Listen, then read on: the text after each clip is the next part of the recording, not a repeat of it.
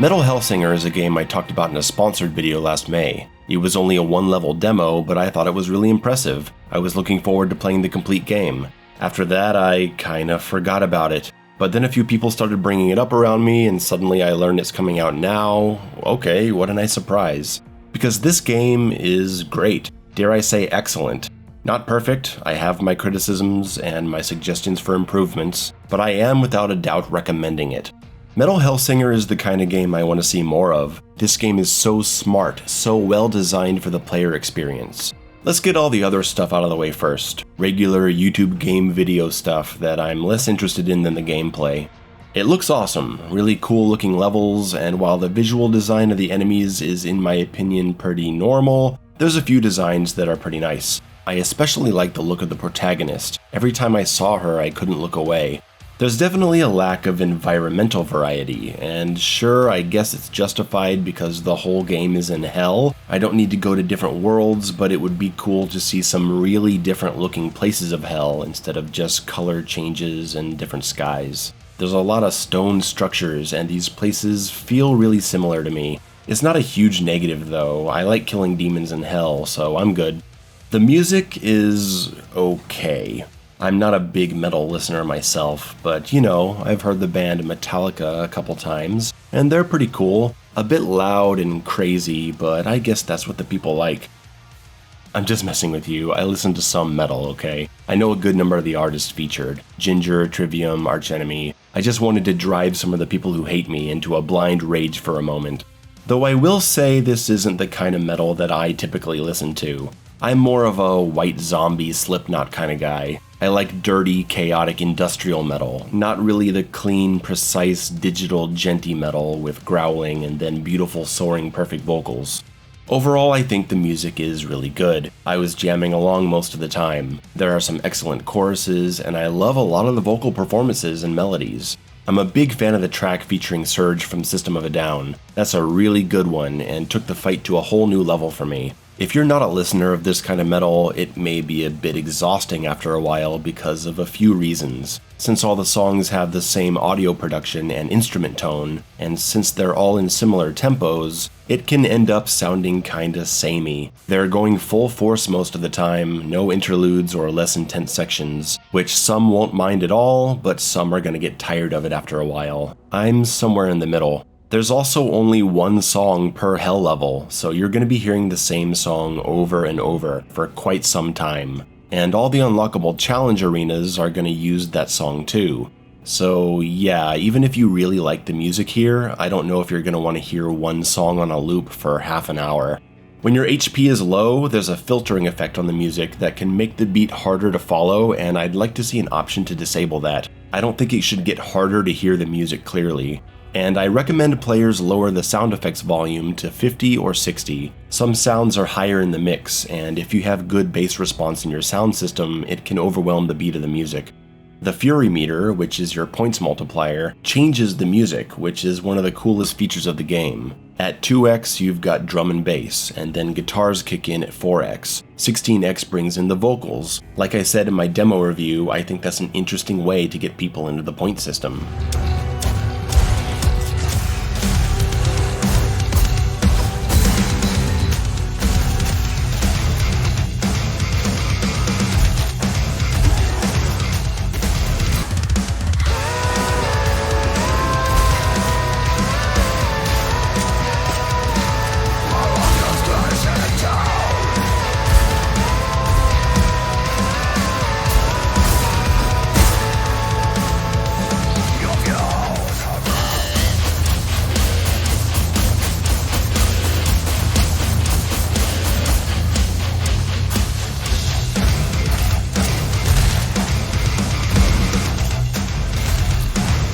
The point system itself is something I don't really know how to comment on. This game's version of Doom Glory Kills, called Slaughters, give point bonuses. There's different combos. I don't really know what you need to do to get a high score, if speed is more important than doing combos or what. I know the game has gone through some rebalancing since the demo, and I don't know if it's currently set up in a way to make serious point-driven play fun or tedious. I know it was tedious in the demo, so hopefully things are better now. We'll see.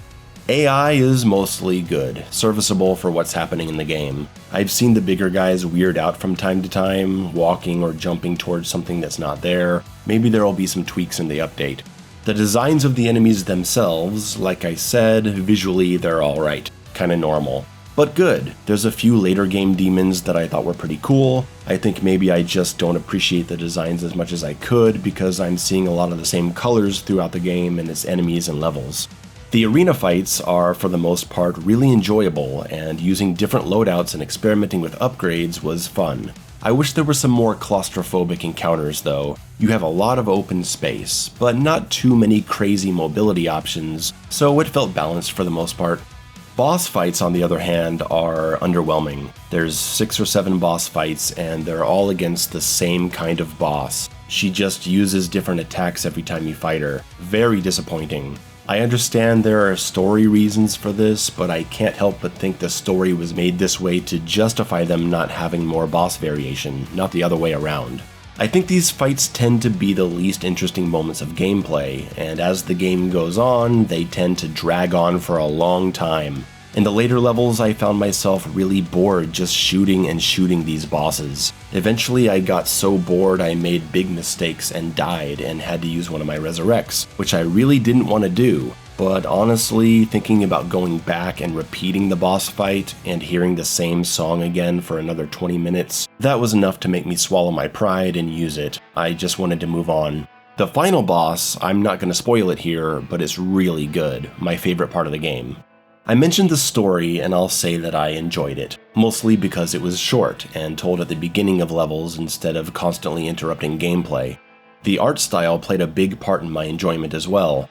I heavily prefer these stylized cutscenes over in-game animations. They remind me of the story sections of Twisted Metal 2 and the original God of War. I find this stuff really entertaining to watch, so I had a good time with Metal Hellsinger's story and I want more. So I want to get into the gameplay, and more specifically the overall design. Metal Hellsinger starts you with 2 weapons, the skull and the sword, long range and short range, though the sword reaches pretty far. The skull feels weird to work into combat naturally, but it has a nice place in the hard difficulty because your fury meter drops pretty quickly, so in between targets you can shoot the skull to keep it up. As you use weapons, you build up an ultimate attack. The skull freezes enemies near you, and if you shoot them, they all explode. The sword goes into a hypercharge mode, and the music changes tempo with it. Now you can slash really quickly and devastate everyone around you. It's awesome. As you explore Hell, you'll find other weapons that you can put into your weapon loadout. Before you go into a level, you pick your primary weapon and eventually a secondary, and you have a list of upgrades called sigils that give you different buffs. Since this is a rhythm game, you'll want to perform actions on the beat. And the really interesting thing about this game is that you can attack without hitting someone and it doesn't kill your hit streak. That only happens if you get hit or you do something offbeat.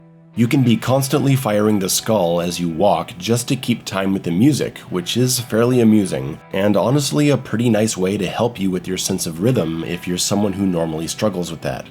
Hitting enemies on beat does a lot more damage than hitting them off beat, so not only are you getting far more points through the multiplier by playing to the rhythm and keeping the vocals present in the music, you're getting that big damage buff to help you stay alive. Maintaining a hit streak causes boons to activate that buff you during combat, granting a double dash, faster ultimates charge, multiplier protection. It's nice to see some good incentive for participating in hit streaks outside of the end of level scoring system. There are solid systems in place to get you playing in a fun and effective way. Weapon reload animations are long and punishing, but if you hit the reload button on a certain beat, you bypass it and can continue shooting. Weapon ultimates are powerful and useful, but only charge if you're using that weapon in combat. And my favorite way this game educates the player is through the unlockable challenges called torments. Completing a level unlocks 3 of these challenge arenas. The first one you see is just asking you to hit enemies on the beat to keep a 10-second timer from expiring. A fine test of skill and good practice for someone who maybe isn't shooting on the beat yet. But the second challenge blew my mind. After every kill, your weapon automatically changes. The first time you do this challenge, it's just between the shotgun and the sword. But as you beat more hell levels, you'll come across higher versions of this challenge where the game is cycling you through up to 5 different weapons after each kill. It's a brilliant way to showcase what the game actually feels like to play when you're good enough to be switching weapons depending on the situation. Allowing a player to automatically feel what it's like to play a shooter while weapon swapping before they know how to do it is genius. Many people go into games just trying to use the one weapon they're comfortable with. They may make it hours into a game only using that one weapon, because the game allows them to do that, and coming to the conclusion that it's a boring game. Metal Hellsinger puts challenges in front of you that make you play with weapon variety in an attempt to get you interested in the multi-weapon playstyle, and I think it's going to be successful in getting more players into the flow of this game's combat. What a great idea! Completing each challenge unlocks a sigil, and later challenges further improve them. You'll find ones that cause passive ultimate charges, prevention of loss of hitstreak, faster hitstreak buff activation. So not only do we have challenges that teach players valuable skills by asking them to engage in and memorize core mechanics, but they're incentivized with upgrades that assist in their survival going forward. Slow clap, take some fucking notes on how to design in-game challenges. So I finished the game on the second to highest difficulty, and I gotta say it wasn't very hard. I had a good time playing it, and I died a couple times in some of the later boss fights, but that was it. I was curious to try the hardest difficulty, but on a first playthrough I didn't because it's permadeath. I mean, you don't restart the game, but you restart the level. I wasn't ready for that. Now that I am doing that mode, I think I might be getting a little tired of it. Metal Hellsinger is a game that I think makes for one really solid playthrough, unless you get into the high score competition. Going through it a second time and raising the difficulty, seeing the fights become much longer, hearing the same metal tracks, the fun starts to diminish and the gameplay loop starts to feel limited. To me anyway. I made it far in one level and died and decided not to try again because I felt like I wasn't really enjoying it anymore. I don't know if that's just a me thing or if a lot of people are going to feel that way. It's not really a knock against the game. I think if a game gives you one solid playthrough at a decent price, it's fine. I just don't think I'll be sticking to this one and mastering it because at this point it's starting to all blur together and feel the same. It is a points-driven game, but it's also a points-driven game that's going to be a lot of fun for people that don't even care about the points. That's a good design. It's going to get more people into your game. There's a lot of fun mechanics to learn just to stay alive, not just go for a high score. So what I'm saying is, if you beat the game and you start getting interested in repeating it explicitly for the scoreboard, you're probably going to find a lot of replay value here. If you don't end up caring about getting a high score, you might just get one, maybe two playthroughs before putting it down. And that's not a bad thing. One thing I do still enjoy is showing people this game, having people at my house and sitting them down to show off this great new title. However, this game has no save profiles, so I'm unable to put them into a fresh experience and let them unlock all the weapons and upgrades on their own. That sucks. I'm begging the developers to give people at least 3 profiles to be able to share this experience with friends and family. I think one reason I'm finding my hard mode playthrough less interesting is because there's no progression system. I have every weapon and sigil unlocked, and I can't find the drive to replay the challenges because of that.